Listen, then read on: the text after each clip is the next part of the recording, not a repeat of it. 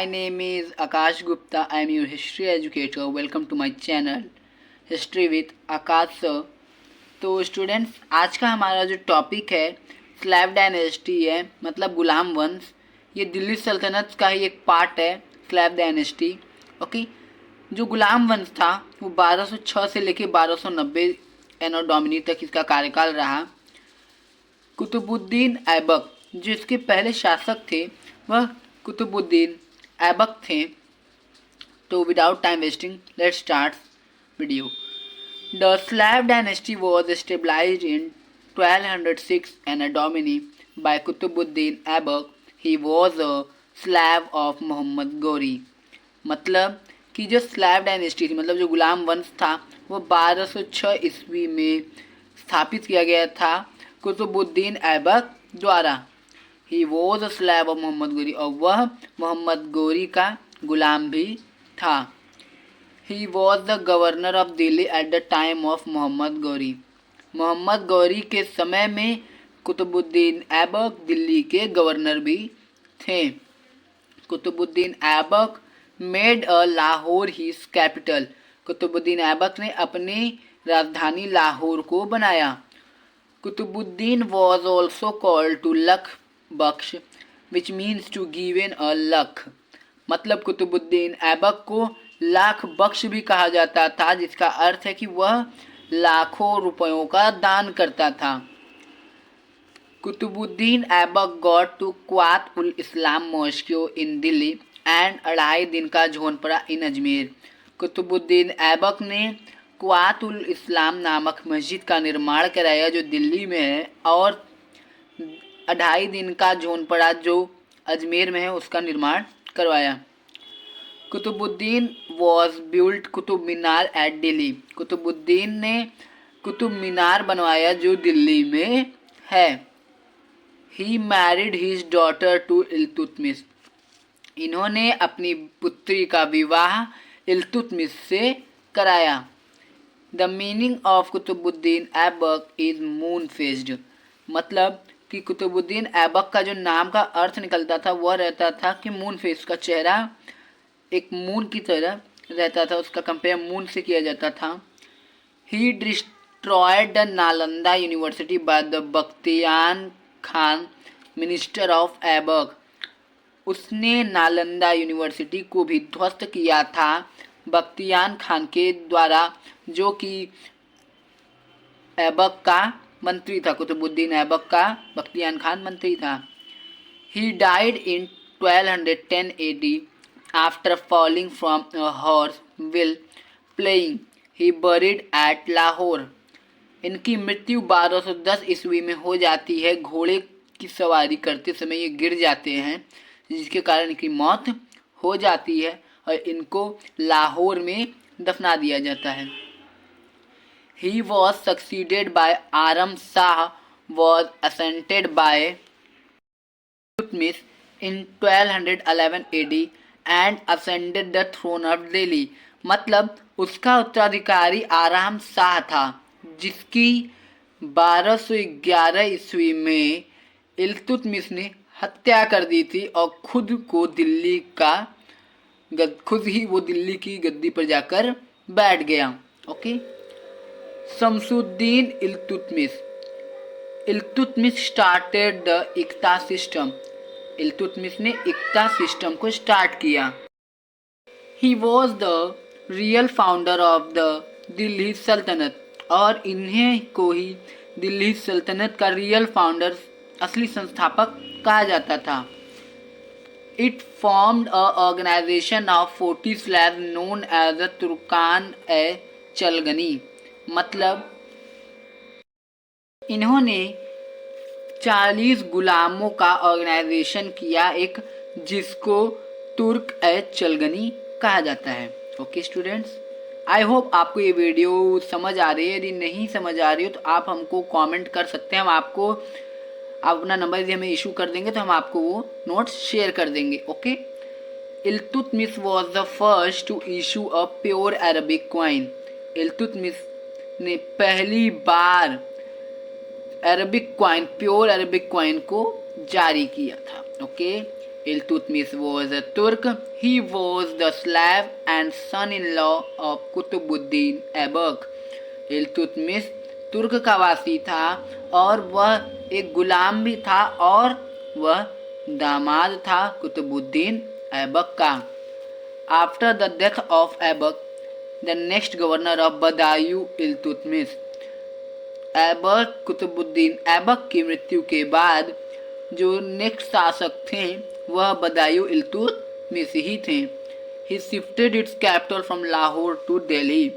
इन्होंने लाहौर से दिल्ली को अपनी राजधानी में चेंज कर दिया. Iltutmish was the first ruler who accepted the position of sultan from Khalifa of Baghdad. Iltutmish पहला शासक था जिसने बगदाद के खलीफा से सुल्तान का पद स्वीकार किया. India first Tom was manufactured by Iltutmish. India का जो पहला मकबरा था वह इल्तुतमिश द्वारा ही मैन्युफैक्चर्ड हुआ था. Genghis Khan was attacked in India 1221 AD during the Iltutmish period. Iltutmish के कार्यकाल के दौरान चंगेज खान ने 1221 में भारत पर आक्रमण कर दिया था. Iltutmish died in 1236 AD. Iltutmish की मृत्यु 1236 ईस्वी में हो जाती है. रुकनुद्दीन, इनका कार्यकाल 1236 तक ही था. 1236 में स्टार्ट भी हुआ, 1236 में ही था. He was the son of Iltutmish and was crowned bye her mother Shah Turkan after the death of Iltutmish. मतलब यह इल्तुतमिश के पुत्र थे जिनका राज्य अभिषेक या जो उनको गद्दी पर बैठाया गया, इनकी माता द्वारा शाह तुर्कन द्वारा इनका राज्याभिषेक हुआ इल्तुतमिश की मृत्यु के बाद. He was deposed by Razia, daughter of Iltutmish, when he was the throne. जबकि वह गद्दी पर थे तो इल्तुतमिश ने अपनी बेटी रजिया ने उन्हें उपदस्त कर दिया था. बेटी रजिया ने उन्हें उपदस्त कर दिया था, मतलब दफना दिया था. अब रजिया सुल्तान का जो कार्यकाल था वो 1236 से लेकर 1240 तक ही था. Though the Iltutmish had nominated his daughter Razia the successor, the noble placed Ruknuddin Firoz on the throne.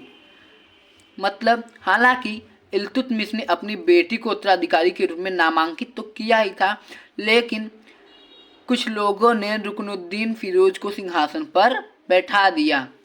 Razia got of rid Ruknuddin and ascended the throne.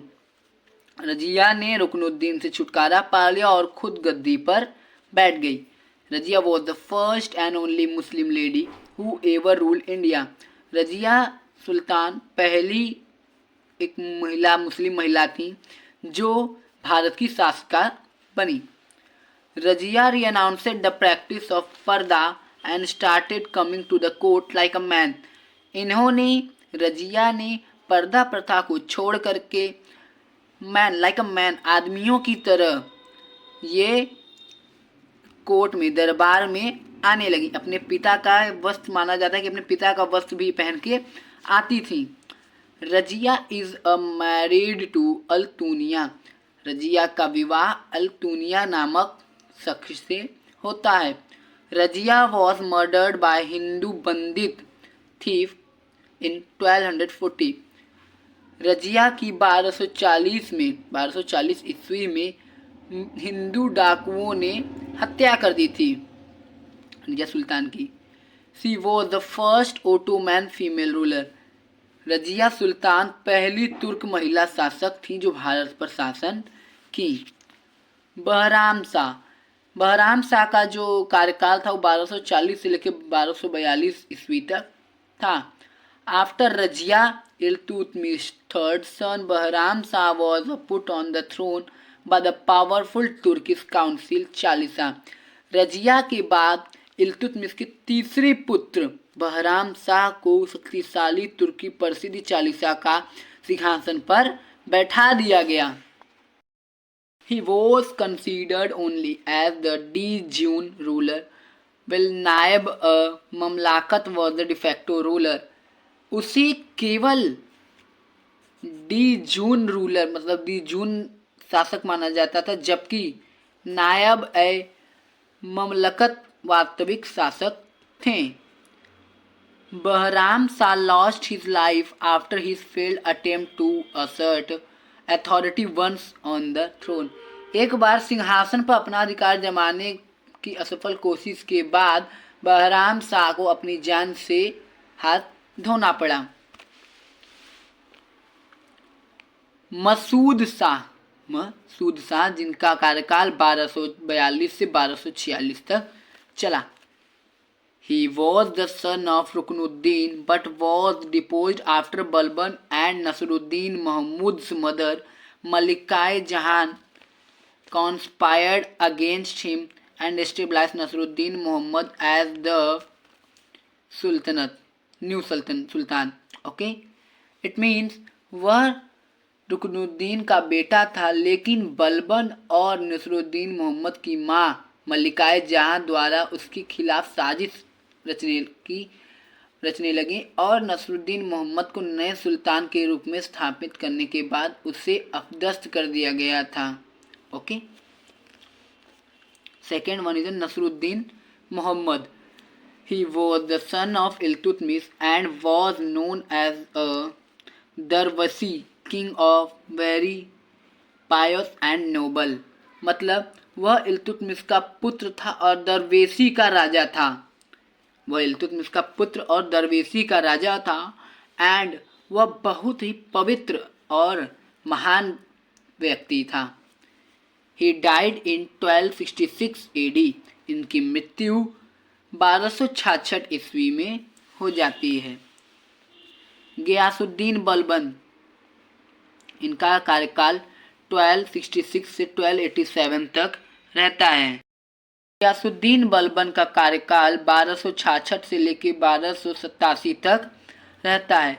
Balban married his daughter with Nasiruddin Mohammad after the death of Nasiruddin Mohammad in 1266 AD. Balban became his 1266 में बलबन की मृत्यु के बाद बलबन ने अपनी पुत्री का विवाह नसरुद्दीन मोहम्मद से किया. और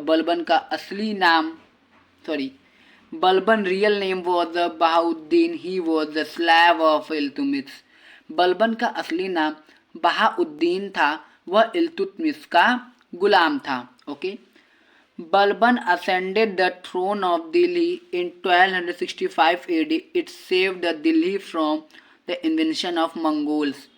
1265 में बलबन दिल्ली की गद्दी पर बैठ जाते हैं.